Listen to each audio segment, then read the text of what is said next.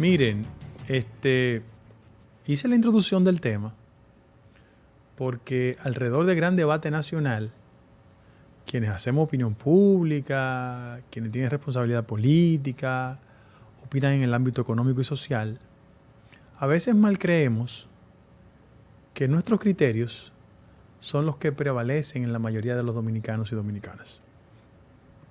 Y hay que apuntar que a veces cuando uno vive en una burbuja, se desconecta de las necesidades de la gente. Y de Montecristi hasta Higüey, de Jimanía a Samaná, en toda la geografía nacional, los ciudadanos nuestros se conducen como los ciudadanos del primer mundo. ¿Por qué? Porque hay aspectos de las políticas públicas que son importantes, necesarios, el factor educativo, la seguridad social, el tema, por qué no decirlo, del sistema eléctrico que funcione. Pero yo quiero tomarlo como referencia porque la gente nos ha educado en un mundo global y muchas experiencias de otras demarcaciones podrían servir de importante punto de referencia para nosotros. Miren, en los Estados Unidos, después de la Segunda Guerra Mundial, en los programas sociales que se implementaron, que la gente conoce perfectamente como welfare, eran programas de beneficencia pública que, entre otras cosas, tenían una tendencia a proteger a los sectores más desfavorecidos. Y una de las múltiples maneras de insertarlo en la dinámica productiva era generando ese auxilio de carácter social.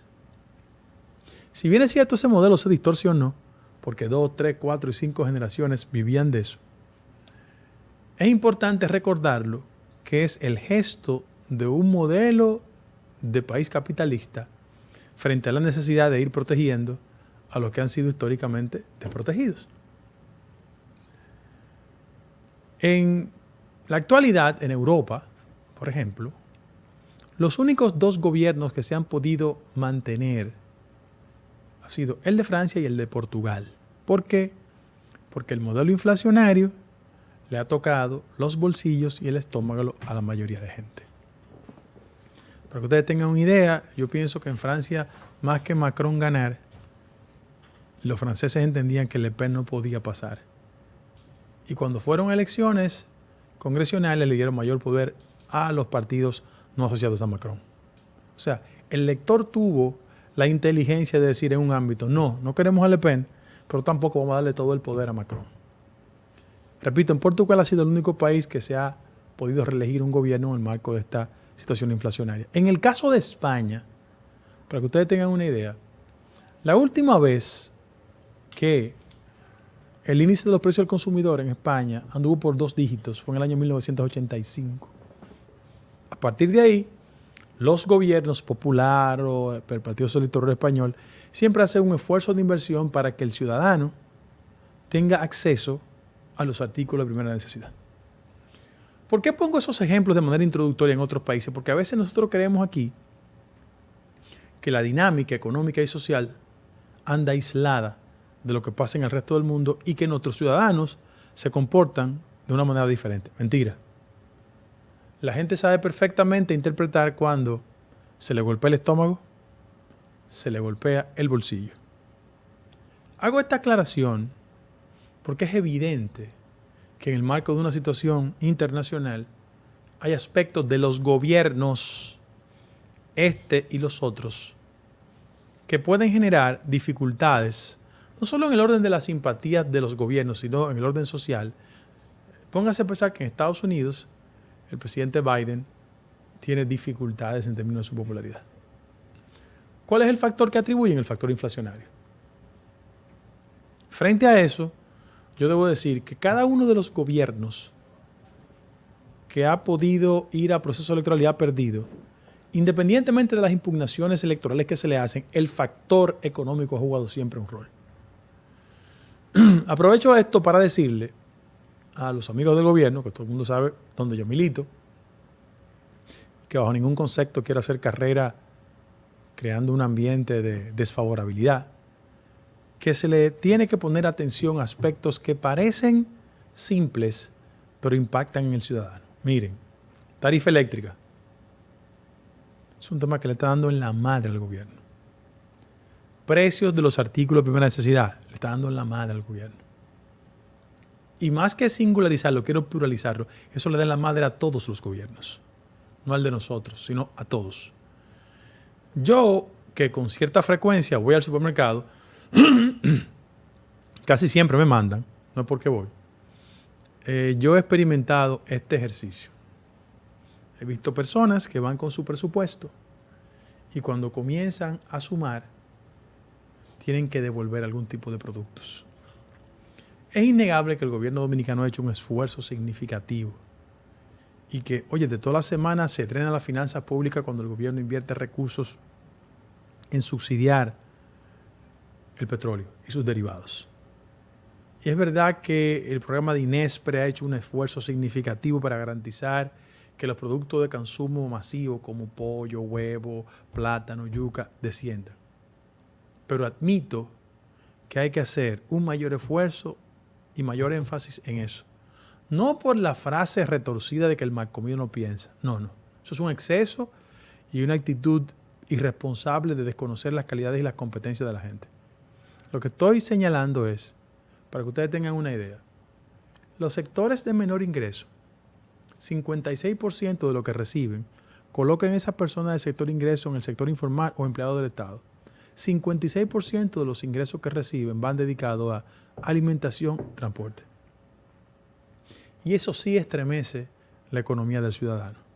Claro está, esto no es un fenómeno exclusivo de la República Dominicana, pero hay que buscar maneras efectivas, eficientes, de que la gente se sienta con la posibilidad de ir a mecanismos alternativos donde consuma los productos. Yo cada vez que el gobierno hace un esfuerzo de mercados populares, yo lo aplaudo. Pero eso no basta. La gente está sintiendo los efectos de la situación de alza de precios. En el caso de la República Dominicana, hay 34 productos de primera necesidad que han experimentado un incremento. Y ojalá el Ministerio de Agricultura y sus dependencias, si los productos tradicionales en el país se colocan en montos inalcanzables, que se creen mecanismos alternativos de consumo. Que si no podemos comer mucha carne, los que comen carne, vamos a hacer un esfuerzo por abaratar las berenjenas. Es decir, que juguemos con eso para garantizar que la gente tenga acceso a los productos a mejor precio. Mira qué es lo que sucede, mi querido amigo Guido, y a los que nos escuchan a esta hora. El país que ha creado los últimos gobiernos, y no hablo necesariamente del de Luis, tiene dos mundos. El mundo que se sueñan nuestros funcionarios todos los días y el mundo real. Ese mundo real está incluso en los supermercados donde tú vas. Que tú vas con 5,000 pesos, antes tú comprabas 6, 7, 10 fundas, salía con 10 bolsas de comestible, ahora tú sales con 2. Sin embargo, tú no puedes entender ni resolver una crisis si tú sigues diciendo que no estamos viviendo en crisis, si tú sostienes que no estamos en crisis. El gobierno habla de un crecimiento de un 6%, pero una inflación de más de 10%, o sea, la inflación se traga el crecimiento. Entonces, toda esa discursiva politiquera ha llevado a que la gente entienda que quienes nos gobiernan no tienen el conocimiento de qué es lo que está sucediendo. Y me explico. Una de mis críticas fundamentales al buen amigo exministro de Economía, Planificación y Desarrollo, el señor Seara Hatton, es que él no podía perder su tiempo explicando cosas estériles, como por ejemplo que el Gagá era dominicano, cuando tu tema fundamental, que es la economía y el impacto que está teniendo en el bolsillo de los pobres, tú no te detienes a explicárselo a la gente. ¿Por qué suben los precios de los combustibles? ¿Por qué suben los alimentos? ¿Qué está pasando? ¿Cuál es la crisis, el golpeo de los mercados internacionales en la economía del día a día? ¿Por qué? Porque la gente, el de abajo, Guido, el que se comía 3 huevos y se está comiendo 1, ahora no entiende esa vaina. Y te voy a decir que es lo peor. Los políticos le hemos hecho un daño terrible a la sociedad porque en las campañas electorales les vendemos un mundo idílico. Un mundo donde nosotros tenemos la varita mágica para resolver todo. Pero ahora llegamos a la posición y nos encontramos que todo lo que decíamos no tenemos manera de resolverlo ni en un 1%. La economía, pero particularmente el tema de la comida, no hay forma de que ningún gobierno se sobreponga a eso. Y fíjate cómo en el año 2004, un político dominicano, ¿sí?, su principal arma fue quién te subió los plátanos, quién te subió los huevos, quién te subió el arroz. Y llegó un momento que la gente ya no le importaban siquiera otras propuestas. Lo que le importaba era que esa venganza social por su situación de alimentación diaria tenía que resolverse y se resolvía en las urnas. Que hay que decirlo que fue en el marco de un proceso inflacionario. En el marco de un proceso. Ahora estamos viviendo igual. ¿Qué me preocupa a mí? Con excepción de que no tenemos la quiebra de los bancos. ¿Qué me preocupa a mí? Que hay aparentemente el mundo idílico que están viviendo algunos amigos del gobierno que le ha llevado a entender que todo está bien. No, a la gente hay que hablarle con la verdad. Uno de los elementos fundamentales para resolver una crisis de reputación es decirle la verdad a la gente. Porque tú le puedes decir lo que sea, pero la gente vaya al supermercado mañana. Tú le puedes decir que todo está barato, pero la gente vaya al supermercado, va a echar gasolina. Señores, lo que está sucediendo con el tema eléctrico es una de las muestras del desorden que ha habido y del desorden que hay en el gobierno central respecto a la previsión de lo que venía. Yo te digo, por ejemplo, el tema de la compra de carbón a Punta Catalina. Por no comprarse a tiempo el carbón, tú sabes que el gobierno ha tenido que comprarlo 5 o 6 veces más caro el kilo de carbón para nosotros poder producir energía a través de Punta Catalina. Hay que decirle cómo impacta en la finanza pública eso. Entonces, obligatoriamente, yo te pongo un caso sencillo, el de Omniel. Yo vivo solo. En mi casa la energía eléctrica llega de 1.800 pesos. Yo tengo los últimos 6 meses consumiendo eso. Que no lo consumo, de hecho. Pero bien, llega de eso. El mes pasado la luz me llegó de 10.000 idos. 10.000 pesos. ¿De cuánto? De 10.000. O sea, un incremento de 1.000 y tanto a 10.000. Yo fui, como dijo el director de EDESUR, con mi factura y con mi histórico, hice el reclamo. No, hice el reclamo primero en la EDE porque es el primer paso. Y la EDE dice que no, que yo lo consumí. Voy a Protecon, pero en lo que la hacha va y viene, ya a mí me cobran los 10.000. La factura bajó, es verdad, ahora. ¿Tú sabes cómo llegó? De 4.000. Pero yo lo que consumo son 1.800 como quiera. O sea, mis últimos 6 meses ha sido el mismo consumo. Es el histórico. Es el histórico. Y tú dices, ¿qué está sucediendo? ¿Qué yo digo? El gobierno tiene que sincerizarse y tiene que decirle a la gente qué es lo que está sucediendo porque la factura le está llegando cara a todo el mundo. Y la gente lo que dice, pero yo apago el aire, yo apago esto, me están dando apagones por una llave y 7 tubos, pero también me están cobrando más. Pero nadie me explica qué está sucediendo. Hay un merengue de hace algunos años que retrata perfectamente lo que podría suceder si el gobierno no entiende este proceso. Si siguen apretando la tuerca, se puede correr la rosca. Se puede correr la rosca. Fernando Villalón lo hacía, ¿no?